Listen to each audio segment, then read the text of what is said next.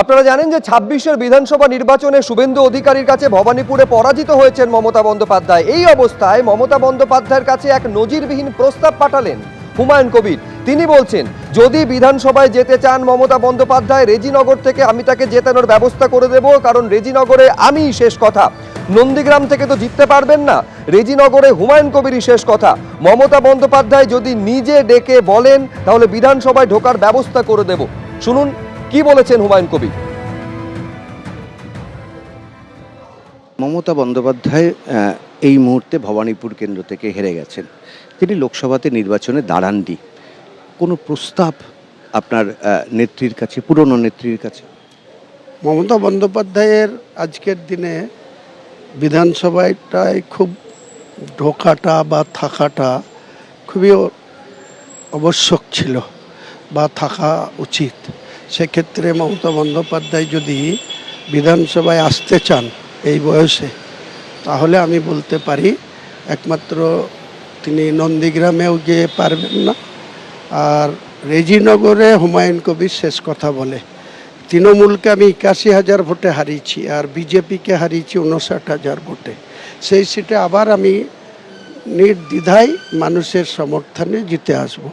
নেত্রী যদি চান, আমার এটুকু বলার যে নেত্রীর প্রতি আমার যে দুর্বলতা, নেত্রী যদি চান, তিনি যদি নিজে থেকে আমাকে ডেকে বলেন যে আমাকে বিধানসভায় যাওয়ার সুযোগ করে দাও, সেক্ষেত্রে আমি নেত্রী নিজে ডেকে বললে আমি অবশ্যই নেত্রীকে বিধানসভায় ঢোকার জন্য ব্যবস্থা করি। গুরুদক্ষিণা মানে আপনাকে একসময় নেত্রী মন্ত্রী করেছিলেন? নিশ্চয়ই বলতে পারেন, কারণ তিনি আমার সিনিয়র মোস্ট, গোটা রাজ্যের নেত্রী না, তিনি বাংলার নেত্রী না, তিনি ভারতবর্ষের একজন উল্লেখযোগ্য নেত্রী।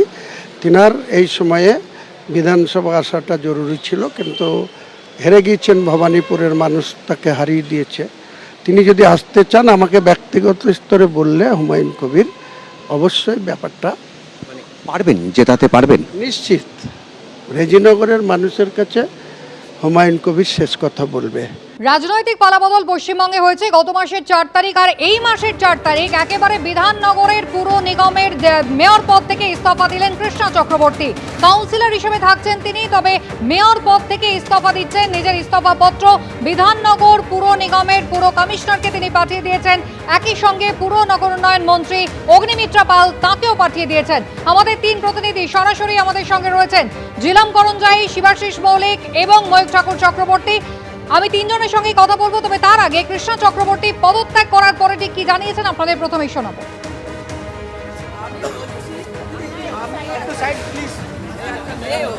না আসছে না, কাউন্সিলররা বসে থাকছি, অফিসারদেরও ব্যস্ততা, স্বাভাবিক কারণে, অন্য কিছু নয়। আমি নিজে যেভাবে কাজ করি এবং এখন মানুষের এই পরিষেবা, একটা বোর্ড মিটিং হচ্ছে না, একটা এমআইসি হচ্ছে না, সেই সমস্ত কারণেই মানুষের পরিষেবা যেখানে দেওয়ার আমার দায়িত্ব, সেটা আমি ঠিক মতন দিতে পারছি না। পুরো পরিষেবা থেকে বিধাননগরের মানুষ বঞ্চিত হচ্ছে আপনি বলছেন? আমি বলছি হচ্ছে কিছুটাই, কারণ যেহেতু একটা নতুন সরকার এসছে, সে নতুনভাবে সে কাজ করবে এবং তার প্রতি আমাদের মানে একটা সরকারের প্রতি ভরসা রাখা উচিত। আমি আমার নিজের দিক থেকে 16 বছর বয়স থেকে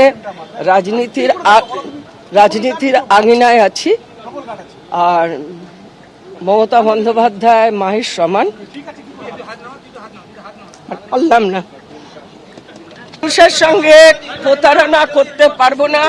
কর্পোরেশনের ডে টু ডে ওয়ার্ক থাকে, সেটা থেকে থেমে গেছে। মানুষের কাছে আমি প্রতিশ্রুতিবদ্ধ ছিলাম, তাদের পরিষেবা পরিপূর্ণভাবে দেব। রাজনীতির পালাবদল হয়েছে, আর সেই কারণে কাজ করতে সমস্যা হচ্ছে, তাই নিজের পদ থেকে সরে গেলেন কৃষ্ণা চক্রবর্তী। আমি কথা বলবো, এই সরাসরি আমাদের 3 প্রতিনিধি রয়েছেন। আমি প্রথমেই ময়ূখের কাছে চলে যাব। ময়ূখ, অর্থাৎ রাজনৈতিক পালাবদল হয়েছে, কিন্তু মমতা বন্দ্যোপাধ্যায় মায়ের মতো, অর্থাৎ ইঙ্গিত কিন্তু স্পষ্ট, কাজ করতে পারছিলেন না, আর সেই কারণেই নিজের পদ থেকে, মেয়র পদ থেকে সরে দাঁড়ালেন কৃষ্ণা চক্রবর্তী। দেখো, একদমই কুসুমিতা, সেরকমই ইঙ্গিত। কিছুক্ষণ আগে বিধাননগর পুর নিগমের মেয়র ছিলেন কৃষ্ণা চক্রবর্তী, তিনি একটি চিঠি লেখেন এবং সেই চিঠি পুর কমিশনারকে উদ্দেশ্য করে লেখেন এবং সেখানে তিনি পরিষ্কারভাবে জানান যে তিনি রেজিগনেশন দিতে চান মেয়রের পদ থেকে। এর কারণ হিসেবে তিনি লেখেন যে তিনি ব্যক্তিগত কারণে তিনি রিজাইন করতে চাইছেন। পুর কমিশনারকে এই চিঠি অ্যাড্রেস করলেও দু জায়গায় এই চিঠি সিসি করা রয়েছে। তার মধ্যে একজন রয়েছেন পশ্চিমবঙ্গ সরকারের পুর ও নগরোন্নয়ন দপ্তরের মন্ত্রী অগ্নিমিত্রা পাল এবং আরেকজন পশ্চিমবঙ্গ সরকারের পুর ও নগরোন্নয়ন দপ্তরের অ্যাডিশনাল চিফ সেক্রেটারি। এদের দুজনকেও কিন্তু সিসি করা হয়েছে। এই পুরসভা থেকে, বিধাননগর পুর নিগম থেকে রিজাইন করার পর কৃষ্ণা চক্রবর্তী যখন বেরিয়ে আসছেন বিধাননগর পুর নিগম থেকে, আমরা তাকে প্রশ্ন করেছিলাম যে কী কারণে, কোনো চাপ তার উপর ছিল। তিনি পরিষ্কারভাবে জানালেন যে পুর নিগম কার্যত ডিফাঙ্কড হয়ে গেছে, মানুষের স্বার্থে কোনো কাজ করা যাচ্ছে না, বিধাননগরের মানুষকে নাগরিক পরিষেবা দেওয়া যাচ্ছে না, কোনো বোর্ড মিটিংও হচ্ছে না। ঠিক সেই কারণেই পুরো পরিষেবা ঠিকঠাকভাবে করা যাচ্ছে না, মিটিং করা যাচ্ছে না এবং নতুন সরকার এসেছে।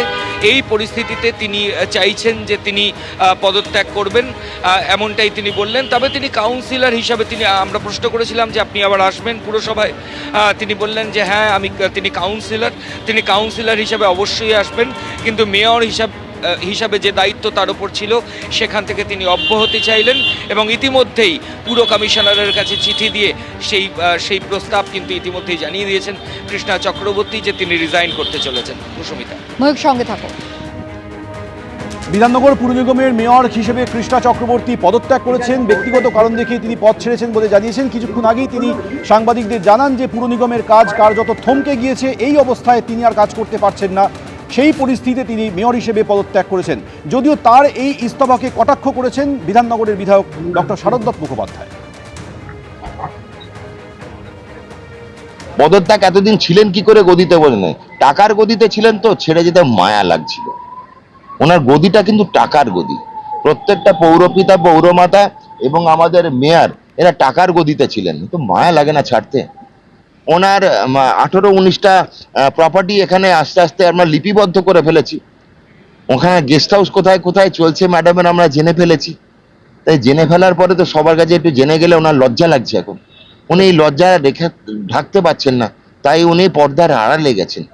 এবার কি হবে?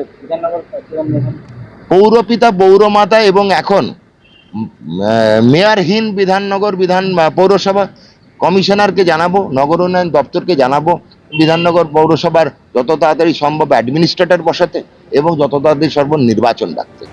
এবিপি আনন্দ, এগিয়ে থাকে, এগিয়ে রাখে।